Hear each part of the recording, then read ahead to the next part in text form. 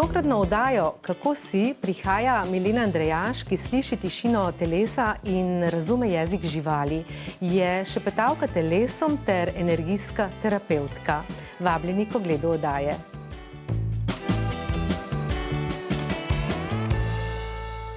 Lepo pozdravljeni, spoštovane gledalke, cenjeni gledalci v novi izdaji oddaje Kako si, seveda na vašem kanalu. Moja gostja Milena Andrejaš je kot otrok uživala v tem, da je z barvicami in flomastri vdihnila radost do življenja likom iz pobarvank.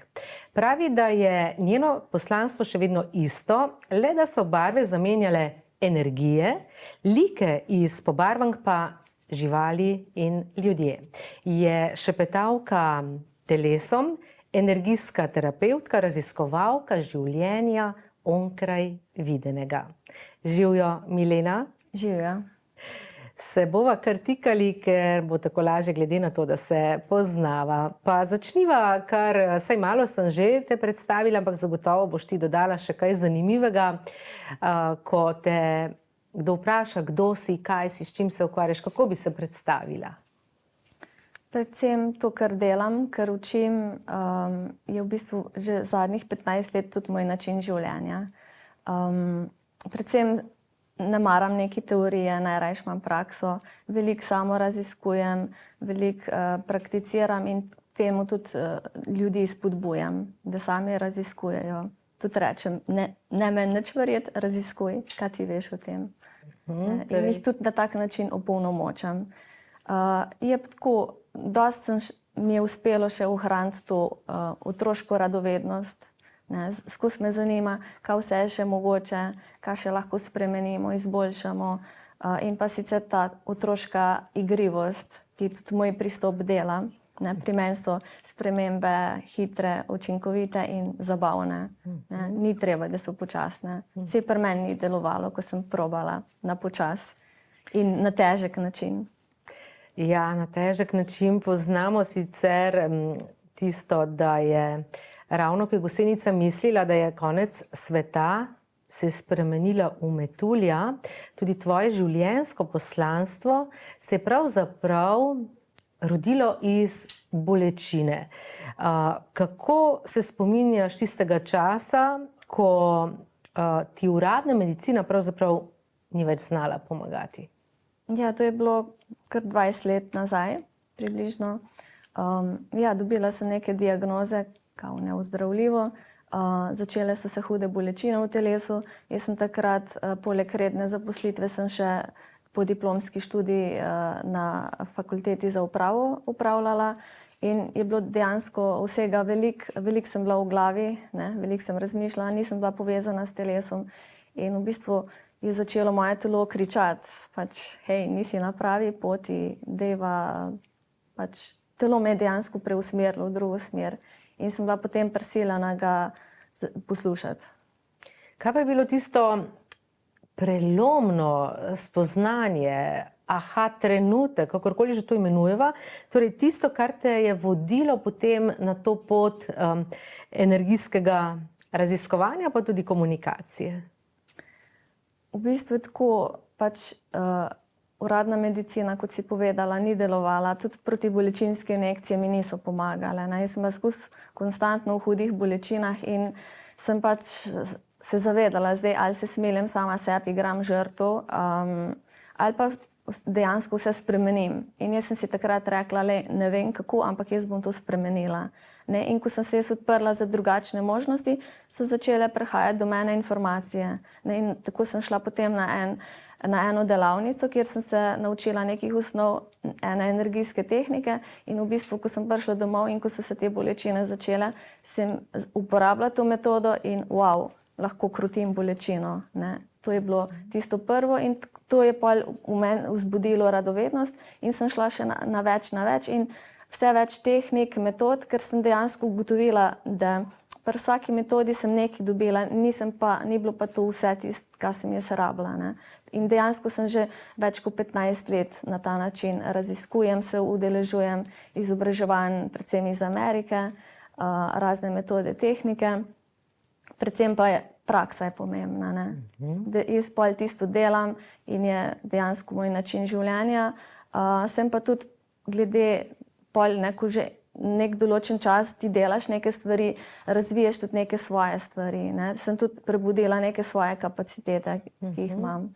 In jih dejansko zdaj več delam iz tega mojega. Ne? Bom rekla, so te metode bolj kot neka pomagala mogoče.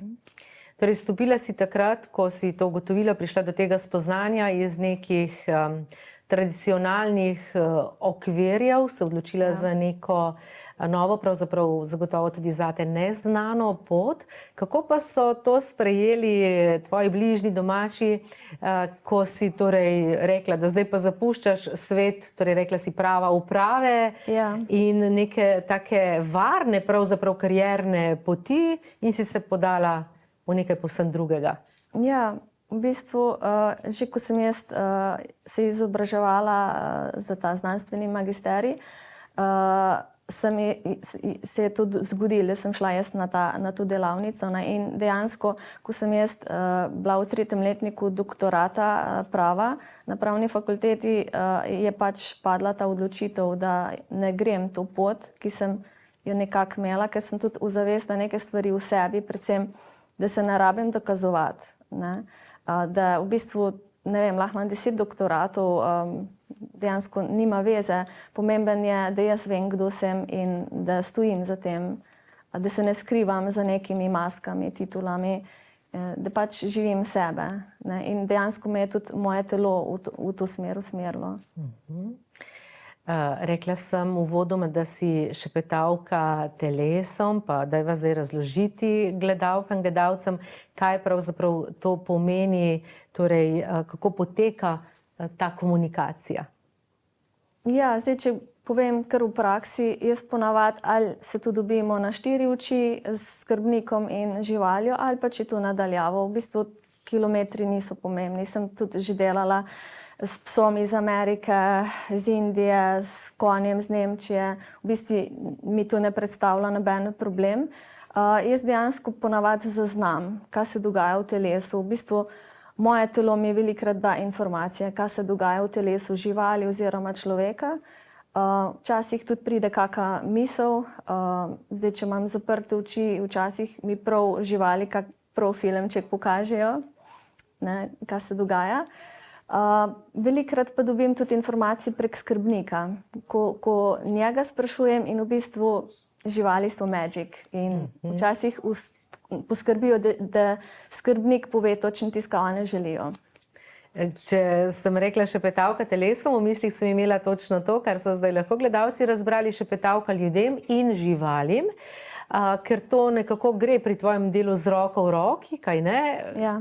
Česa pa je več? Oziroma komu, živalim ali če? Prej sem bolj delala s telesi ljudi. Zdaj sem se pa nekako usmerila v zadnjih letih pa na živali. Bom rekla tudi, začutila sem, tudi živali so me nekako povabile k temu. Predvsem moj pes je bil tisti prvi, ki me je povabil v ta svet. Zdaj, če se spomnim, recimo, začelo se je že leta 2006, ko še jaz nisem imela pojma o kakih energijah. Takrat sem dobila 2-mesečnega labradorca in jaz sem tako dejansko opazila, da mi dva telepatsko komunicirava, da mi je dal vedeti, kako si on želi živeti z menoj. Ne? Ampak takrat sem se jaz ukvarjala s svojimi izzivi, nisem bila toliko pozorna. Tako da dejansko bi lahko rekla, da največ, kar sem se naučila v življenju, sem se od svojega telesa pa od svojega psa. Je pa to pravim zato, da gre z roko v roki, ker tudi ko nekdo pripelje k tebi psa, da bi torej delala z njim, velikokrat je pomembno to sodelovanje ali pa ta šepet tudi telesu lastnika, torej človeka. Ja, jaz želim celovito podpreti oba, ker se zavedam tudi te njune komunikacije, interakcije. Ne? Če imamo mi nek pogled, nek zaključek o svoji živali, tudi to vpliva. Ne? Mi lahko nehote nevede ustvarjamo bolezen ali pa nek stres ali pač neželeno obnašanje, pa niti tega ne vemo. Ne? Zato jaz vedno delam z obemi, skrbnikom in živaljo. Ne glede tudi, če ima samo žival problem. Kako pa se, Milena, tvoja metoda razlikuje od klasičnih, recimo, oblik terapije ali pa alternativnega zdravljenja, sodelovanja? V bistvu je zelo podobno. Pač jaz zaznam, kaj se dogaja v telesih, pogovorimo se, kakšne želje imajo. Ponavadi, zdaj, če nimajo nekih specifičnih, jaz zaznam, pač delam širok spekter teh energijskih terapij, vprašam dejansko telo človeka ali živali, katere energije aktivirati v telesu, da se bo ustvarilo največ sprememb. In pol tisto aktiviramo in na tak način. Se pravi, da gre za neko logično zaporedje. Najprej je poslušanje oziroma spraševanje, poslušanje in potem šepetanje. V bistvu to se prepleta, ker v bistvu ti, že ko vprašaš telo, jaz takrat, kako sem jaz prišla ven iz teh svojih izzivov, jaz spontano se nekako takrat začela svoje telo spraševati, ok, telo pokaž mi, kako bova to spremenila. In potem od začetka nisem slišala toliko telesa, s časoma pa sem. In me dejansko telo deva iti na presno hrano, deva začeti delati vadbo, pač recimo jogo. In na tak način. In bolj, ko sem poslušala telo, bolj, ko sem sledila temu, kar mi je telo šepetalo, v začetku je kričalo, če se spomneva, je vpilo. Mislim, to je tudi komunikacija. To, ko je telo v bolečinah, to je tudi komunikacija. Takrat telo vpije, kriči. Pol recimo je začelo pa šepetati, deva to, deva ono. In jaz sem temu sledila. In sem zaupala telesu. Torej, prvo je bilo to šepetanje telesu. Labradorca si omenila, a si imela tudi kot otrok, kot deklica že kakšnega psa? Ja, v bistvu vse od mojega rojstva dalje, skozi smo imeli psa pri hiši, tako da ja, sem živela. Si tudi takrat že zaznala neko posebno povezavo? Niti ne tako. Mislim, ja, sem se igrala z njimi, crklala. Kar se tiče pa telesa, sem pa kar imela, ko sem bila otrok, kar dobro povezavo, ker sem bila na rolkah, na kotalkah, na smučah, akrobacije sem izvajala. Tako je bil tudi del mene. Potem sem pa pač nekako šla v glavo, pozabila na te stvari. In potem je prišel ta princ, labradorec, zanimivo zgodbo imata, jo lahko podeliš z nami? Ja, ta labradorec, ko sem rekla, je prišel leta 2006. Potem nekje od leta 2010, ko sem bila že jaz kar precej v tem svetu energiji, mislim, je že bilo kar nekaj transformacij za mano in izobraževanj. In sem jaz začela potem nekako tudi spontano se bolj z njim povezovati, dobivati razne informacije. Najbolj je bilo pa pol, če izpostavim, tam nekje leto 2018-2019, ko sva se med sprehodom, mi je on dejansko telepatsko dal misel v glavo, samo še 9 mesecev bom s tabo. In bolj, ko se je temu približevalo, bolj sem dejansko vedela, da se bo treba soočiti s smrtjo.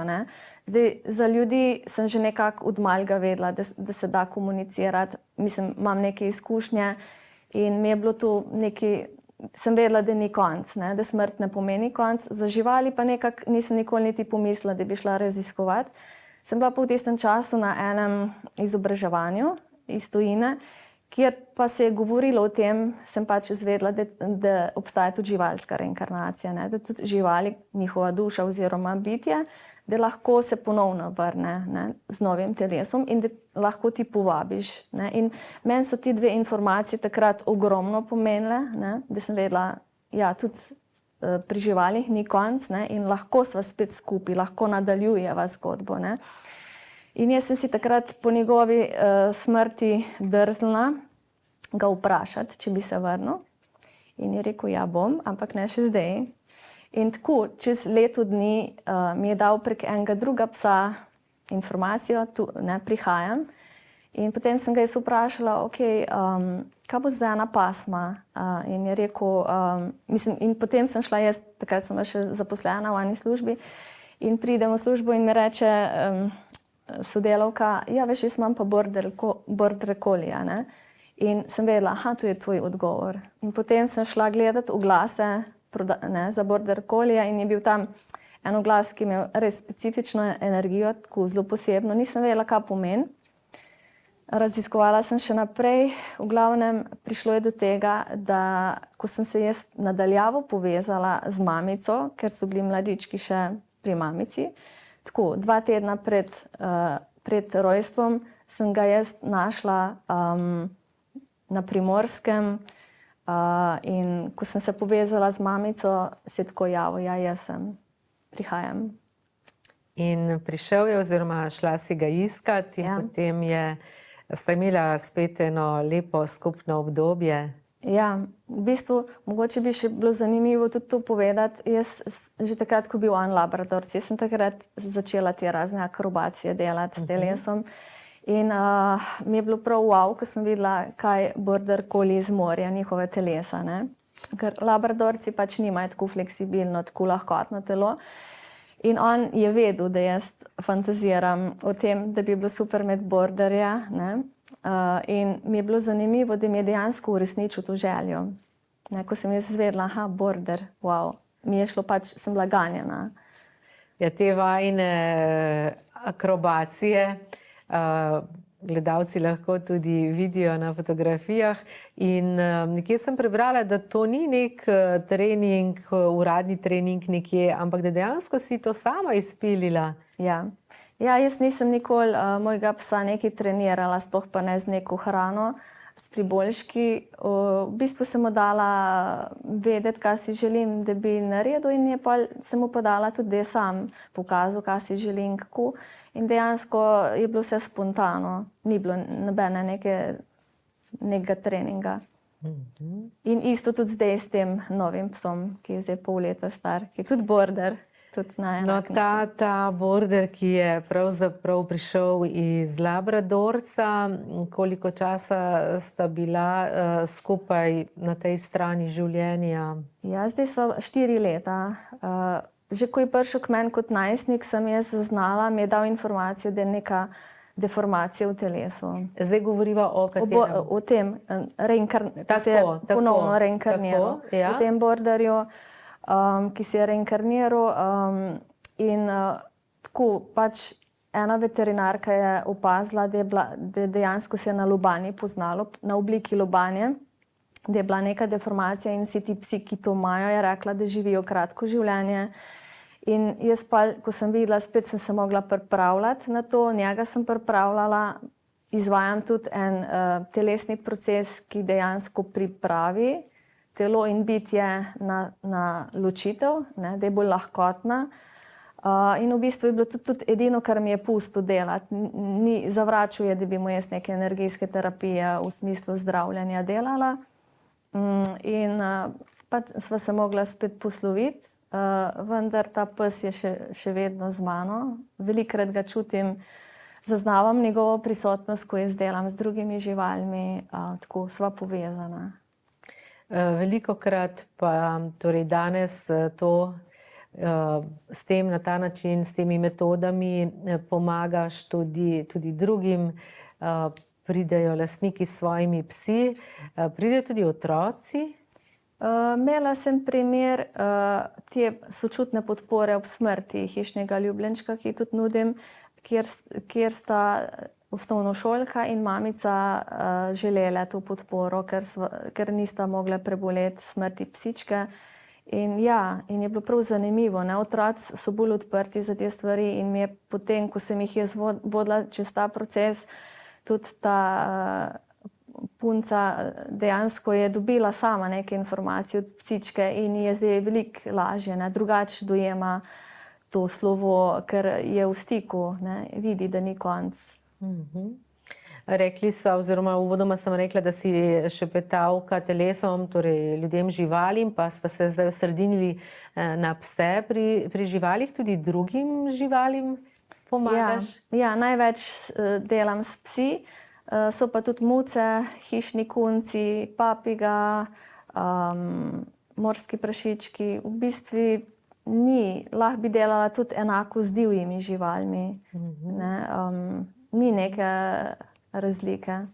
Je pomembno, da pride, torej, če je ta žival živa, če ne gre za to, da pomagaš pri prebolevanju smrti neke živali, ampak da je žival živa, da je zraven, da pride z lastnikom, ali lahko to tudi kombiniraš, da torej je lastnik v živo, pa je ta žival doma, torej nadaljavo? Ne, ponavadi imamo prakso, ali da sta oba v živo, ali pa oba nadaljavo. Jaz predvsem delam z živalmi, ki so doživele neko travmo, recimo, ko so iz zavetišča, ko jih posvojijo, potem so neka neželena obnašanja, ki se razvijajo, lahko je agresija, strah, potem stres, bolezni, kronične bolečine, izzivi staranja, poškodbe. V bistvu gre to super z roko v roki z veterinarji. Pač hvala Bogu, da obstajajo veterinarji, ker jaz ne morem z energijam operirati, ne morem nekaj odstraniti iz telesa na tak način. Lahko pa žival in skrbnika podprem, tako psihično kot fizično, da pospešimo regeneracijo, samo zdravljenje telesa. Se način komunikacije, torej sporočila živali razlikujejo to, kar ti pripovedujejo, nakažejo, torej v smislu, da je to konj, da je to mačka, da je to pes, ali je pri vseh to enako? Ne bi mogla reči, da je neka velika razlika. Je pa tako, tudi od živali do živali. Recimo, če zdaj pa malo greva na konje, recimo lahko mi nek konj da samo eno, dve informacije, en drug konj je pa bolj komunikativen, mi bo dal pa ful informacij.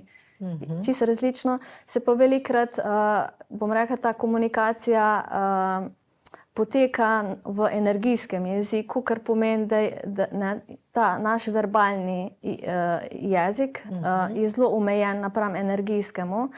In velikokrat jaz niti ne moram skrbniku kaj veliko povedati, v bistvu ostanem velikokrat tudi brez besed, ker se jaz z živaljo že skomuniciramo v jeziku energij, in pač energijski jezik je neomejen. In v bistvu za kakšne stvari niti ne obstajajo besede, s katerim bi lahko izrazila to, kar sva midva komunicirala. Pa se je že zgodilo, da s kom pa nisi mogla vzpostaviti stika, da ni bil pripravljen komunicirati? Do zdaj se mi še to ni zgodilo. Vedno, verjetno sicer bolj ali manj, ampak vedno. Ja, mislim, živali so podobne kakor mi. Pač nekdo je bolj komunikativen, nekdo je manj. Pa tudi različno, recimo enkrat, tako kot mi, včasih imamo dober dan, smo bolj zgovorni, nek drug dan smo bolj tihi. Podobno je tudi pri živalih. Milena, si tudi kdaj že tovrstno delala, recimo živalmi, v mislih imam zdaj pse, ki so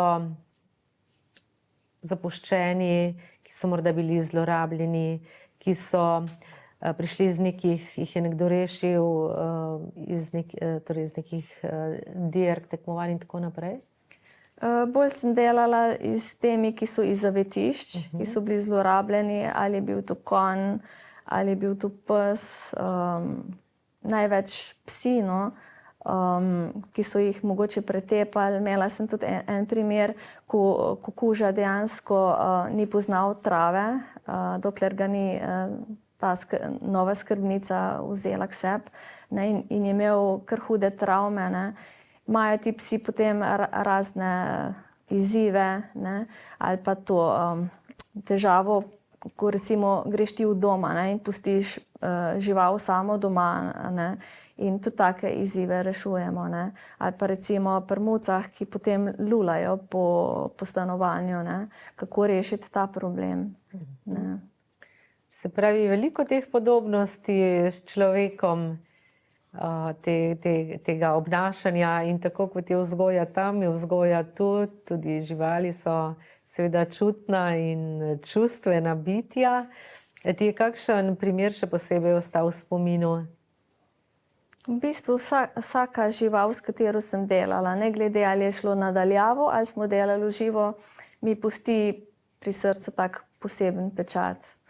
In vsaka me nekaj nauči.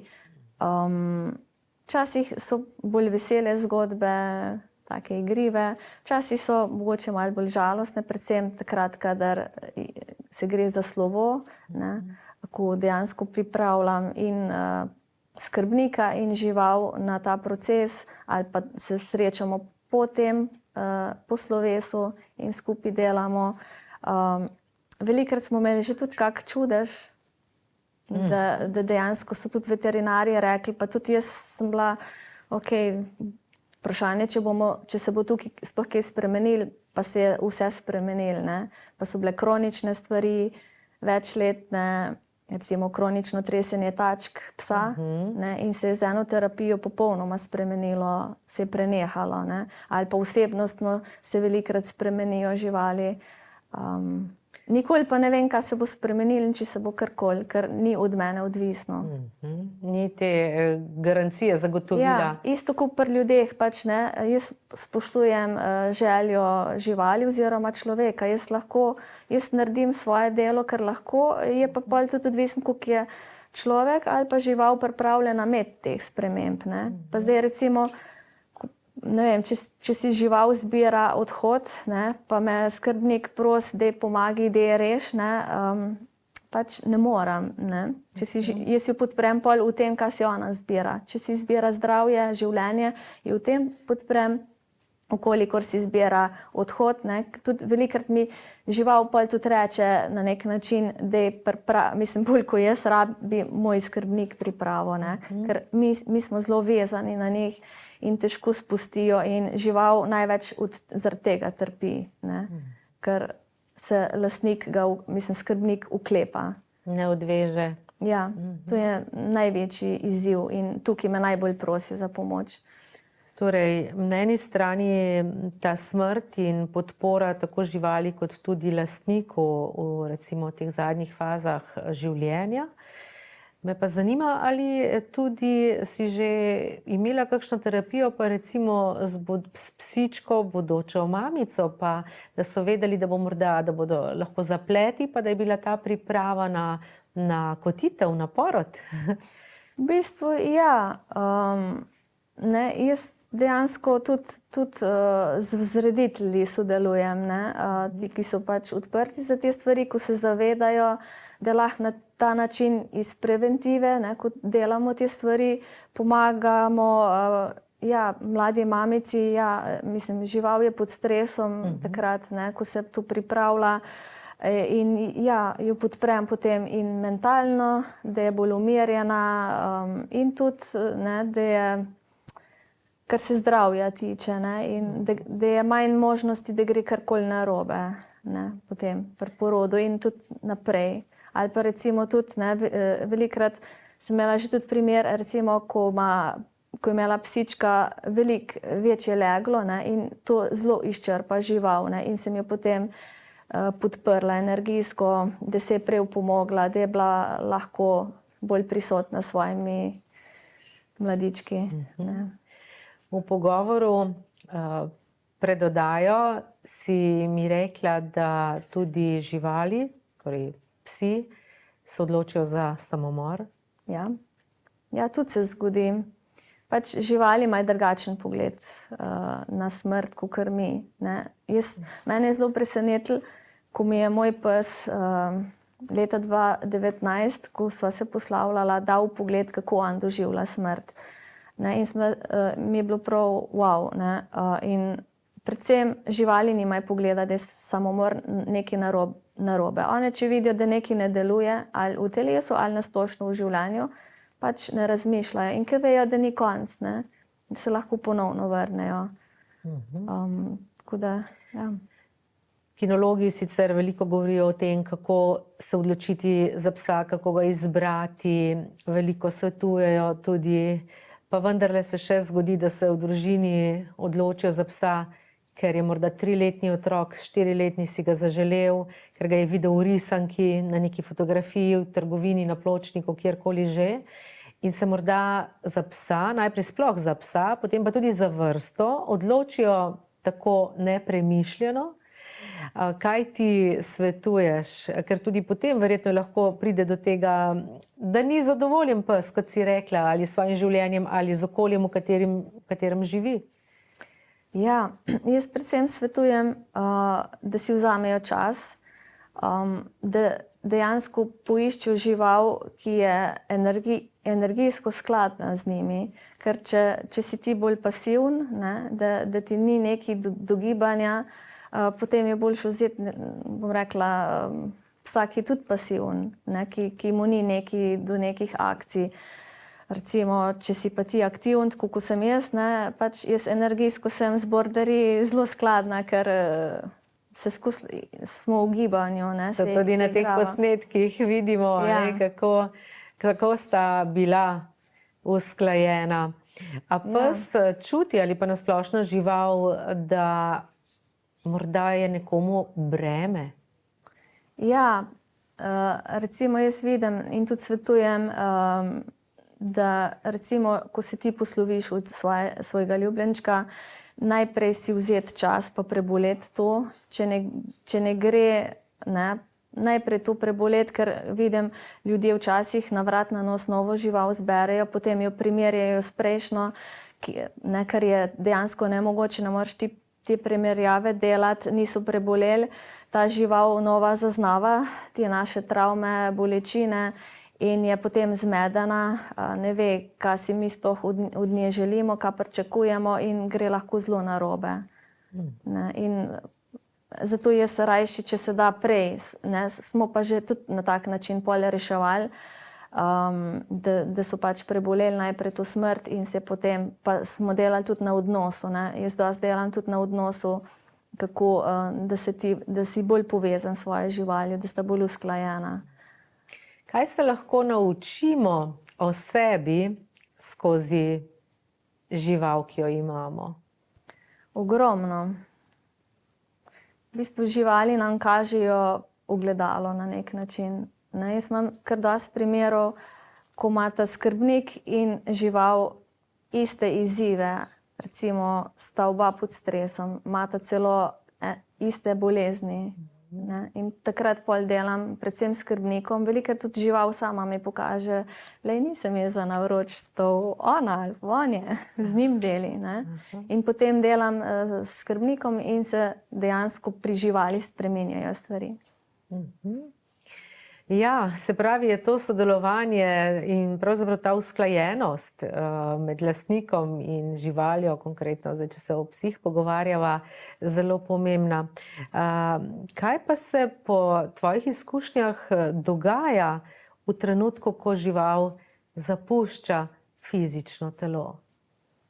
Ja, žival, mislim, oni se že vnaprej vejo, bom rekla tako, živali so veliko bolj prisotne v trenutku, veliko bolj so zavestne, niso neumne, tako kakor veliko ljudi misli, še vedno na žalost. Živali so zelo inteligentne, zelo, ne, zato tudi tako vidimo, pač živali vejo, da bo potres, ne, zato ker so prisotne v trenutku, ki si dovolijo vedeti, mi imamo pa rajš neke plašnice in ne želimo vedeti stvari.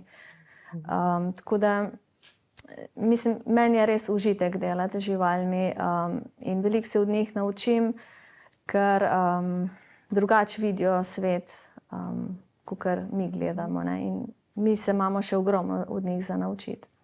Torej, zdaj so govorili predvsem o psih, pa tudi mačkah, tudi konje si omenila. Ja. Kaj pa, katera žival, s katero si delala, pa je, bom rekla, najbolj nenavadna, neobičajna za naše okolje, pa da je domača žival, če se spomniš. A je to papiga, je to kača, ne vem, pajki, morda se hecam. Papiga je bila mogoče najbolj, ali pa morski prašiček. Ne. Je bilo najbolj tako kunci, hišni kunci. Ne. Recimo sem imela eno hišno kunčico, ki že kar v letih, ampak se je totalno spremenila. Ta skrbnica prav, da je postala prava mladenka. Res? Zdaj, ko smo naredile par teh terapij z njo. Pomlajevalnih. Ja.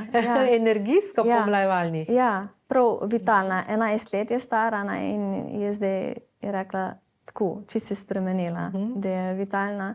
Drugače pa ja, zdaj mogoče še, ko si prej omenila, mislim, ko smo se pogovarjali o živalih, recimo, mene so veliko tudi o smrti naučile. Ne? ta pogled, kako oni vidijo smrt. In jaz tudi spodbujam ljudi, na mestu, da verjamemo slepo v neke dogme, neke mite o smrti, kaj če bi, ker nas tudi živali vabijo, dajmo pogledati, kaj se skriva za smrtjo, ne, onkraj smrti. In bi bilo tudi to slovo bi bilo mnogo, mnogo lažje. Kaj si se ti naučila o svojem zdravju skozi te procese, torej od takrat, ko si se odločila za spremembo, se dvignila, se začela ukvarjati s to zanimivo dejavnostjo? Kako danes gledaš na zdravje? V bistvu ne dajem neke pozornosti zdravju, ker v bistvu tako, čim si ti fokusiran na zdravje, si hkrati tudi na bolezen. Jaz imam pozornost na kakšno telo si želim imeti, kakšno življenje si želim živeti. In na podlagi tega potem delam spremembe in je dejansko to spontano potem.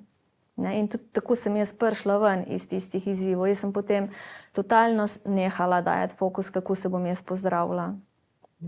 Jaz sem dala fokus, kakšno telo pa kako življenje si želim imeti, s tem, da sem pustila telesu, da mi je ono vodilo. Ti si veliko preštudirala, se izobraževala tudi v tej smeri, tudi mednarodno si rekla. A lahko tudi mi, ki se torej nismo v to še tako poglabljali, si lahko tudi sami pomagamo, si torej zdravo šepetamo, če tako rečem? Ja, seveda. Saj v bistvu vsak od nas komunicira. To, kar jaz delam, v bistvu se lahko vsak nauči. In vsi imamo te kapacitete, da slišimo svoje telo. Problem je največ to, da smo v glavi, da skozi nekaj razmišljamo in potem izključujemo svojo intuicijo in s tem tudi svoje telo, da ne slišimo. Predvsem svetujem, da grejo v vprašanje, kaj si moje telo želi, da ga dejansko začneš nagovarjati. In potem te informacije pridejo na različne načine, tako kot sem zdaj skozi pogovor pokazala. Lahko nekaj te potegne, greš, ne vem, tako kot sem jaz začela jogo delati, greš, ne vem, začneš, spremeniš prehrano, neke aktivnosti, ali jih izločiš ali jih pa vključiš. Se pravi, da se pravilno sprašuješ, si vzameš čas zase, ne samo, da se sprašuješ, se tudi poslušaš, si čuječ. Ja, predvsem, da si prisoten. Meni recimo to, ko jaz stojim recimo na eni roki ali pa na vrvi, lovim z rokam ravnotežje, to je za mene meditacija. Takrat jaz ne smem biti v glavi, takrat je moja glava prazna, isto ko delam terapije z ljudmi ali pa živalmi, takrat je moja glava prazna, jaz sem takrat prisotna v trenutku s svojim telesom, s telesi drugih. Kako pa ti vidiš do sedaj ta razvoj takega dela, terapij, če primerjaš to s svojimi začetki pa do danes, se je kaj odnos do tega spremenil?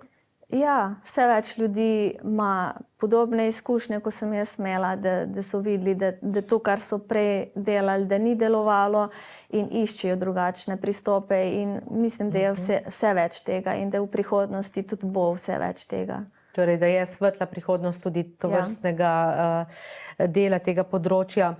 Če bi lahko vsem, recimo, ljudem in živalim na svetu prišepnila eno samo sporočilo, kaj bi to bilo? Živalim bi prišepnila hvala, da ste. Ljudem pa bodi to, kar si, dovolj si, drzni si biti to, kar si, spusti maske in bodi to, kar si. Ker to je tvoja moč, to ni tvoja ranljivost. To je osvoboditev, ja. Ta pristnost, sproščenost. Ja. Milena, verjela ali ne, čas hitro beži. Veliko zanimivega smo izvedeli. Smo morda kaj izpustili, bi zaokrožila še s kakšno mislijo ali sva zaobjeli tiste glavne sestavine tvojega navdihujočega dela? Mogoče še glede te moje podpore, glede smrti, kaj dejansko to pomeni.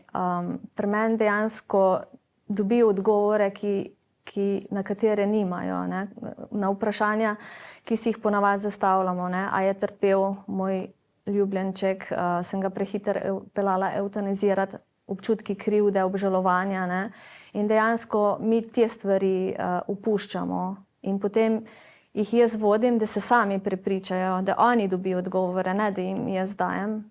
Ne? To izkušnjo jim želim dati, da vidijo, da so še vedno v stiku s svojo živaljo in da ni konc, da jim spremenim pogled na vse te stvari, da tabuje spustijo, ne? In dejansko najbolj nas bolijo omejujoča prepričanja. Ne? In ko to spustiš, dejansko pol tudi vidijo, kako je nesmiselno, da so trpeli. Hvala lepa tudi za to sporočilo, Milena. In tudi vam, spoštovane gledalke, cenjeni gledalci, lepo, zdravo in koristno je torej skrbeti zase, za sočloveka, skratka, tudi za druge, pa ne samo za sočloveka, tudi za ostala bitja, si znati prisluhniti sebi in drugim. In zato naj nas ta misel spremlja še naprej in lepo je, če jo bomo tudi udejanili. Hvala za druženje in vse dobro do prihodnjič.